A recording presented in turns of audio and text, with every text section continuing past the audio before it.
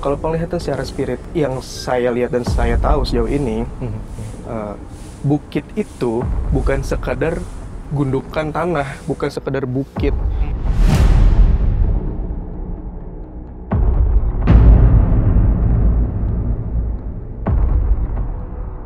Zaman dahulu itu kan ya namanya orang ya sampai sakti-sakti, suci-suci, terus bentuk flora dan faunanya juga super jumbo ya Mas ya. Nah sebenarnya bukit itu ya bisa dikategorikan itu dulunya itu memang naga asli Mas, tapi udah berabad-abad puluhan tahun gitu Mas, jadi pembantu. Zaman dulunya memang ada naga, ya kan? Naga-naga itu ada. Dan berkaitan dengan bukit punggung naga ini, yang ada di situ adalah naga yang mungkin bisa kita bilang beliau bertapa, bersemayam. Tadi di awal saya sampaikan bertapa, yang sekarang akhirnya bersemayam, dan secara geologinya, secara alamnya itu memang udah membatu dan akhirnya ngebentuk bukit itu sendiri. Cuman zaman dulunya mungkin bisa ratusan ribu sampai jutaan tahun yang lalu itu memang ada naganya gitu. Dia ada, hidup gitu lah ya, hidup memang ada gitu. Itu pun juga salah satu naga dari banyaknya naga yang ada.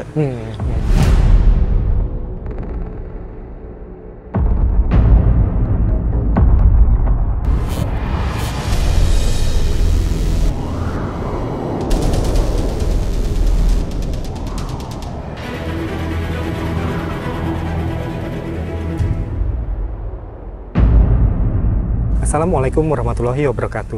Waalaikumsalam. Kembali lagi bersama kami di Time Travel. Nah, gimana kabarnya Liv hari ini? Alhamdulillah baik Mas Anton. Mas Anton sendiri gimana kabarnya? Syukur alhamdulillah baik-baik juga. Nah, Sobat Time Travel gimana kabarnya? Semoga sehat selalu dan selalu dalam lindungan Yang Maha Kuasa ya Mas Anton. Yes, selalu. Nah, Sobat Time Travel, di episode ini kita akan sedikit kembali kayak cerita-cerita babat Gunung Tanah Jawa kemarin.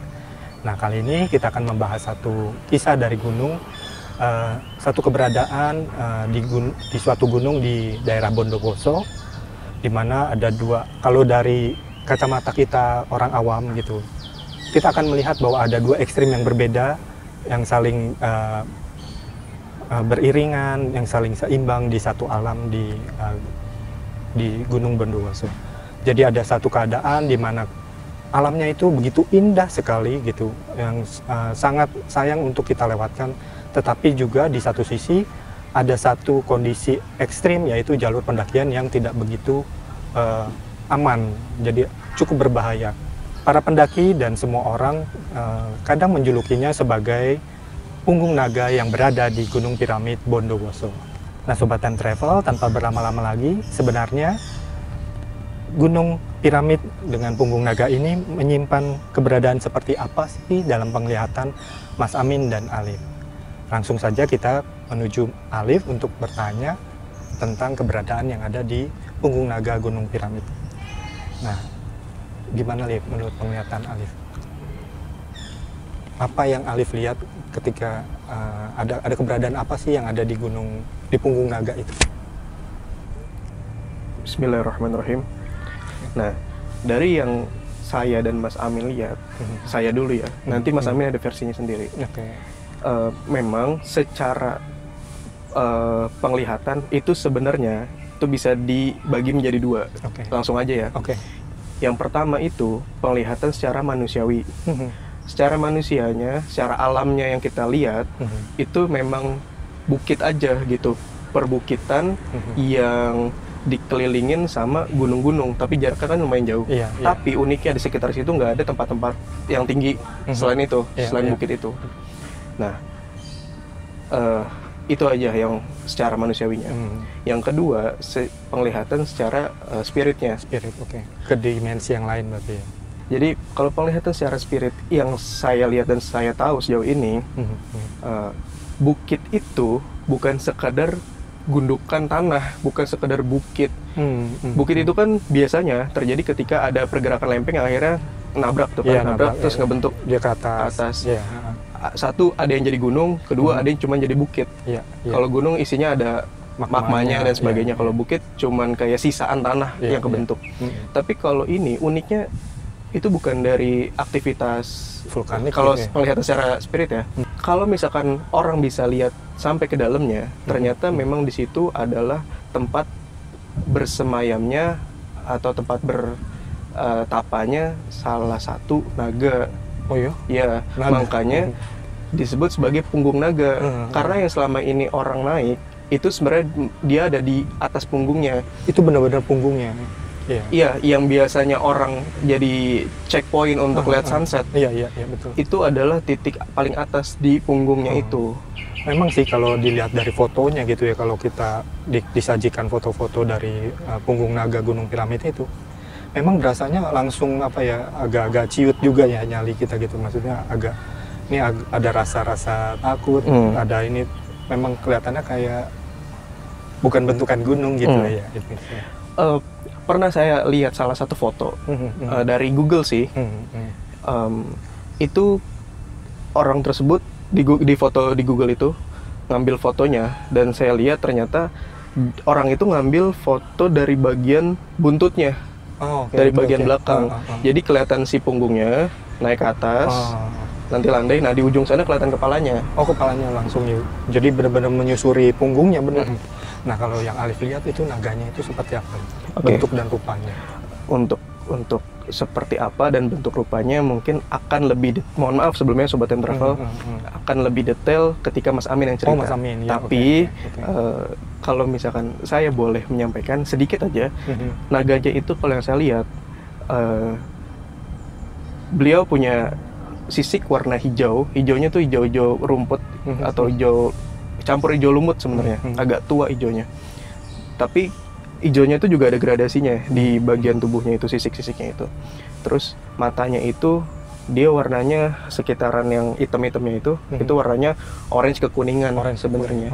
Terus naganya itu punya tanduk 2 di depan itu. Di kepalanya. Kepalanya ada tanduk 2. Nah kalau bayangan orang tentang naga zaman sekarang kan orang ada yang lihat tuh ada yang punya sayap apa segala macam. Nah, kalau yang di situ ada sayapnya. Ada sayapnya. Iya, ada sayapnya. Oke. Dan sayapnya itu juga bagian dari si punggungnya sebenarnya. Jadi kan dia nutup gitu ya. Iya. Sebenarnya gitu sih. Itu yang boleh saya sampaikan. Sisanya gitu ya. Mungkin lebih detailnya Mas Amin yang cerita. Ke Mas Amin. Apa kita langsung ke Mas Amin aja ya supaya jadi lebih. Sebenarnya gini Mas. Coba. Jadi kalau misalkan yang tadi saya bilang ada 2 penglihatan. Yang pertama sisi manusiawinya, sisi alamnya. Yang kedua sisi spiritnya. Bahkan dari sisi spiritnya itu yang pertama tadi saya bilang itu sebenarnya bentuk naga. Tapi kalau misalkan orang bisa lebih teliti lagi ngelihat lebih jauh tentang si sosok naga itu, ternyata beliau tuh punya wujud manusianya. Oh, hampir sama berarti kayak krakennya. Yang waktu kita ada kraken itu kan pasti ada wujud manusia. Ada wujud manusianya sebenarnya. Oh, naga yang ini juga ternyata ada punya wujud manusianya. Kalau yang saya lihat sih begitu, ada wujud manusianya. Nah, wujud manusianya tuh ketika saya lihat beliau wujud manusianya itu kayak seorang kakek-kakek yang pakai kain gitu, jubah-jubah gitu ya, warna putih kecoklatan, terus kadang megang tongkat, kadang enggak. Nah, rambutnya tuh ubanan gitu, tapi disanggul, digelung, disanggul ke atas gitu. Gitu sih. Dan sejauh yang saya tahu, sejauh informasi yang saya tahu dari beliau juga bahwa memang di beberapa kali kesempatan beliau pernah nampakin diri wujud manusianya. Tapi kan orang nggak tahu ya kalau itu ternyata adalah sosok naga itu sendiri yang orang-orang naikin itu. Kenapa beliau menunjukkan wujud manusianya kepada orang-orang tertentu? Karena untuk menyampaikan pesan. Pesannya apa? Pesannya supaya para pendaki yang datang ke sana untuk tetap menjaga kesopanan, tata krama, ibarat orang itu masuk ke rumah orang lain gitu, harus menjaga dan menghormati keberadaannya gitu di sana ya. Menjaga kesopanan, tata krama, kebersihan dan sebagainya. Gitu. Dan sebenarnya berkaitan sama itu, satu lagi Mas. Berkaitan sama itu, kenapa beliau beberapa kali pernah memunculkan diri. Tapi kan orang-orang pada nggak tahu ya beliau itu siapa. Kenapa? Karena ada aja orang-orang pendaki yang bandel, entah bandel dia buang sampah sembarangan atau misalkan melakukan hal-hal yang nggak senonoh, atau mungkin kurang berkenan lah ya. Sompral kalau bahasa orang Sunda, sompral, ngeluarin kata-kata yang nggak pantas lah. Akhirnya ya terjadilah sesuatu yang tidak diinginkan. Mungkin ada orang-orang yang pernah kepleset sampai akhirnya kalau nggak salah itu kan ada 2 kejadian ya, 2 peristiwa yang orang sempat terpleset di situ. Nah, kalau ini Liv, kayak misalnya cerita tentang apa, kalau kita bicara tentang cerita gunung yang kemarin-kemarin, kan ketika misalnya ada satu keberadaan yang luhur atau suci di satu tempat, itu kan biasanya kan ada yang menjaga atau sebangsa yang lain lah gitu, yang orang sebut jadi kesana angker gitu di gunung itu. Nah, kalau di sini gimana? Nah, uniknya Mas, kalau yang saya lihat di punggung naga Gunung Piramid ini, itu bersihnya gini, nggak ada yang serem-serem sebenarnya. Sebenarnya kalau saya lihat ya, jadi ketika masuk ke wilayah perbukitan itu, Bukit Punggung Naga itu nggak ada yang katakanlah hantu-hantuan, yang serem-serem nggak ada. Tapi memang di sekelilingnya ada. Oh, di sekelilingnya perimeter keluar lah, perimeter paling luar lah. Iya. Tapi kalau untuk wilayahnya itu nggak ada. Kenapa? Karena itu adalah naga sendiri. Ibaratnya bisa ngejaga dirinya sendiri lah gitu. Jadi tidak ada keberadaan yang semacam itu apa? Nggak ada. Perkampungan yang permanen lah gitu ya? Nggak ada, emang nggak ada. Oke deh, kita mungkin ke Mas Amin kali ya. Boleh. Untuk dapat gambaran yang lebih detail lagi. Nah, Sobat Time Travel, kami hubungi dulu Mas Amin.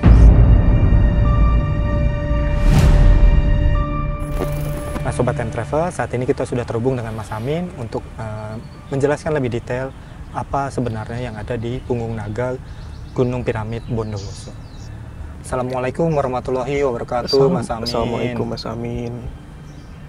Waalaikumsalam warahmatullahi wabarakatuh, Mas Anton, Mas Alif. Ya, gimana kabarnya, Mas?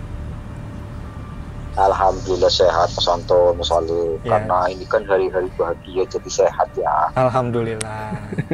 Syukur, alhamdulillah. Alhamdulillah. Nah, Mas Amin, tadi kan Alif sudah menceritakan sedikit banyak tentang apa yang ada di di punggung naga Gunung Piramid di Bondowoso.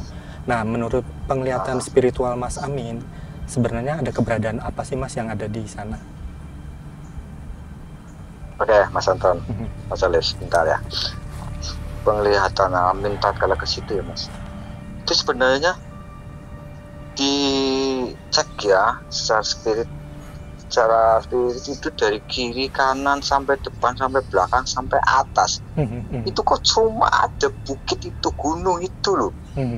Nah, manakala saya ke atas, pas di punggung naga tersebut, ternyata Mas, oh ini berarti gunung ini cuma pertengahan ya, untuk menjaga poros tengah atau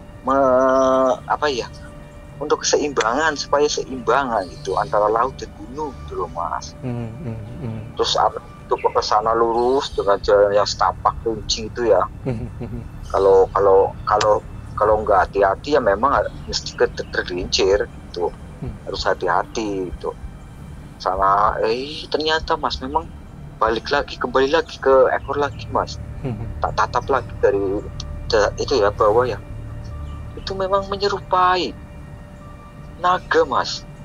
Jadi ekor sampai ujung sana itu benar-benar kayak naga Mas. Secara spirit loh Mas. Padahal memang naga itu loh Mas. Oke. Itu Mas. Iya Mas Amin. Nah, apakah cuma naga Mas yang Mas Amin lihat di sana? Atau ada keberadaan yang lain? Amin melihat selain apa Mas? Selain naga, apakah ada keberadaan makhluk yang lain atau apa yang Mas Amin lihat?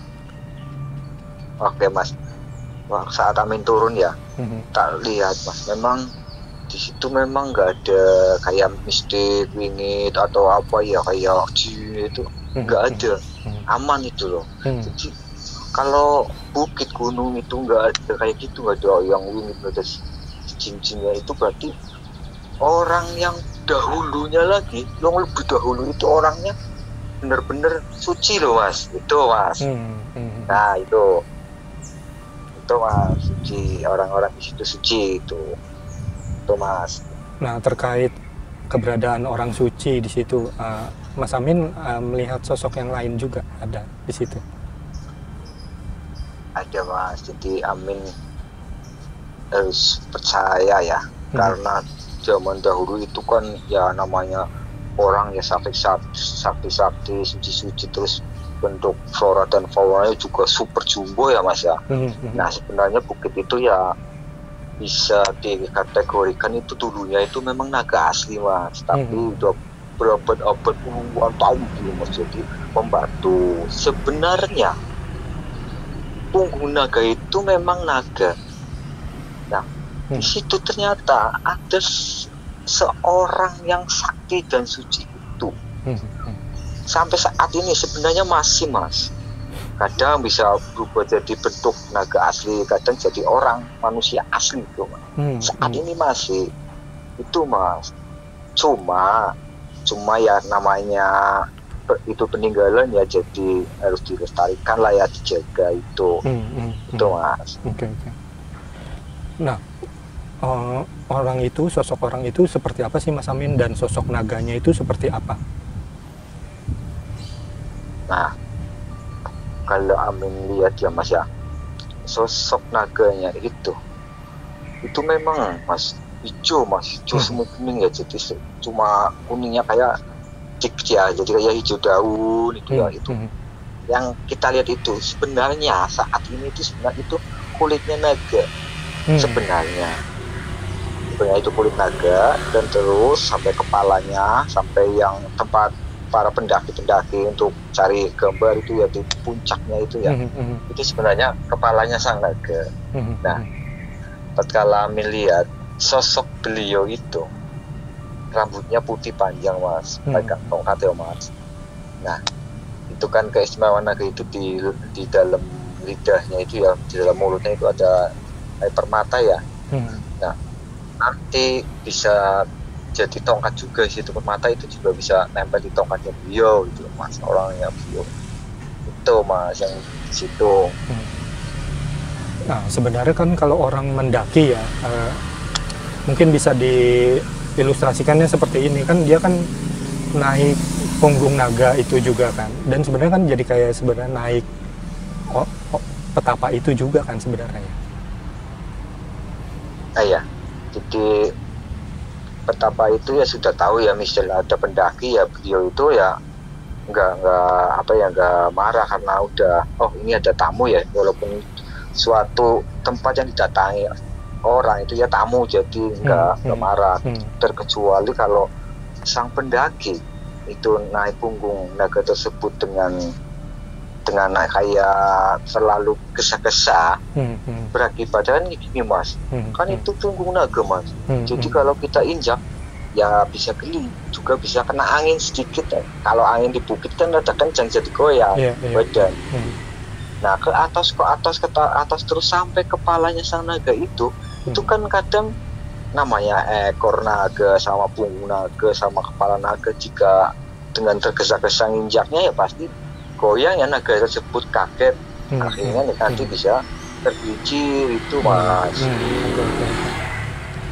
Nah Mas Amin, kan biar bagaimanapun kan ada satu keindahan alam yang patut kita syukuri juga di situ ya kan, tapi juga kan ada satu keberadaan yang spiritual yang suci lah di situ gitu. Nah ada nggak sih Mas sebenarnya pesan dari naga atau petapa itu? Petapa itu pesannya, bolehlah ambil gambar asal dengan sopan santun, jangan buru-buru. Nah tatkala para pendaki itu ke puncaknya itu kan seolah-olah memang aslinya nginjak kepala naga, jadi mohonlah kesopanannya itu Mas. Sebenarnya itu jaga lestari lah itu barang-barang, karena ini juga peninggalan dahulu itu loh Mas. Itu ya Mas. Nah Mas Amin, pertanyaan dari aku nih terakhir kali ya, emang naga sebesar itu ya Mas? Besar yang segitu?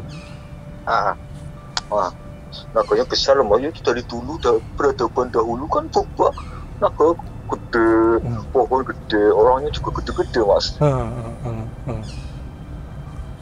Nah kalau yang harus percaya itu Mas. Iya.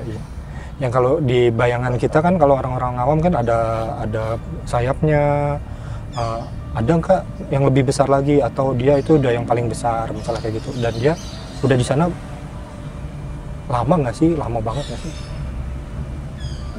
Jadi menurut Amin ya Mas, jadi kayak kita ya bertingkat-tingkat ya, ada naga yang lebih gede, yang ada sayapnya, ada yang tangan kakinya, ada yang tanduknya bukan satu loh, ada yang bertingkat ya, ada gitu ya, kayak rusa itu ada naga yang bentuk kayak gitu, ada yang jenggotan, ada yang tidak, ada yang lidahnya mengeluarkan api, ada itu naga dari dahulu itu udah ada kisah-kisah, bukan kisah-kisah, karena bener ada, kalau ada suatu kisah itu ada pembuktian dari dahulu gitu loh Mas, peradaban dahulu gitu Mas. Nah kalau menurut Alif sendiri gimana pertanyaan itu? Apa naga itu sebesar itu, besar segitu, sebukit itu, atau ada yang lebih besar lagi?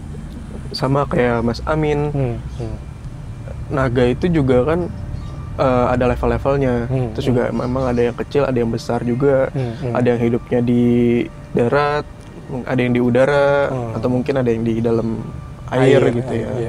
Okay. Jadi kalau yang bukit ini ya besar, emang besar banget. Karena kenapa besar? Tadi Mas Amin udah bilang, ya kita harus percaya kisah-kisah itu ada karena memang dulunya ada, dan kita harus percaya gitu. Pernah di episode apa ya, saya lupa, itu beberapa kali kita pernah sampein bahwa zaman dulu itu kan seperti nggak ada hijab ya, yang orang sekarang sebut sebagai makhluk-makhluk gaib yang nggak kelihatan atau makhluk-makhluk mitologi. Sebenarnya dulunya tuh ada, karena belum ada pembatas antara manusia dengan dunianya mereka gitu. Jadi kayak misalkan manusia hidupnya barengan sama kucing misalkan gitu, atau manusia sama manusia juga gitu. Hampir sama kayak begitu ya. Iya. Karena gitu. Kami pikir udah sampai di sini dulu aja ya, penjelasan tentang keberadaan misterius yang ada di Punggung Naga, Gunung Piramid Bondowoso. Terima kasih banyak Mas Amin atas penjelasannya yang detail. Terima kasih banyak Mas Amin. Ya. Salam untuk keluarga. Ya Mas Anton, Saleh, sama-sama. Oke. Assalamualaikum warahmatullahi wabarakatuh. Waalaikumsalam warahmatullahi wabarakatuh. Nah, Sobat Time Travel, mungkin dari katanya sendiri yang kita bilang sebagai punggung naga saja sudah menggambarkan apa yang ada di meskipun itu julukan di masa sekarang di dunia nyata gitu, tetapi ada dua ekstrim yang kita meniti di kedua ekstrim yang berbeda. Satu adalah ada keindahan alam yang patut kita syukuri, bagaimana kita mensyukuri semua yang diberikan oleh Tuhan, dan di satu sisi ada satu keberadaan yang spiritual juga yang perlu kita jaga kehormatannya, perlu kita jaga keluhurannya. Nah, Sobat Time Travel, sebenarnya ada satu lagi Mas. Apa? Berkaitan dengan pertanyaan terakhir tadi, yang sebelum kita tutup teleponnya Mas Amin. Oke. Tadi saya udah sampein, zaman dulu memang nggak ada hijab ya, nggak ada pembatas antara dunianya manusia dengan dunianya makhluk-makhluk lain. Begitupun juga dengan manusia dengan naga. Zaman dulunya memang ada naga, ya kan? Naga-naga itu ada, dan berkaitan dengan bukit Punggung Naga ini, yang ada di situ adalah naga yang mungkin bisa kita bilang beliau bertapa, bersemayam. Tadi di awal saya sampaikan bertapa, yang sekarang akhirnya bersemayam, dan secara geologinya, secara alamnya itu memang udah membatu dan akhirnya ngebentuk bukit itu sendiri. Cuman zaman dulunya mungkin bisa ratusan ribu sampai jutaan tahun yang lalu itu memang ada naganya gitu. Dia hidup gitu loh ya, hidup memang ada gitu. Itu pun juga salah satu naga dari banyaknya naga yang ada. Salah satu jenis dari banyaknya jenis yang ada dari naga itu sendiri. Gitu sih Mas. Oke. Udah gitu aja. Udah gitu aja. Oke.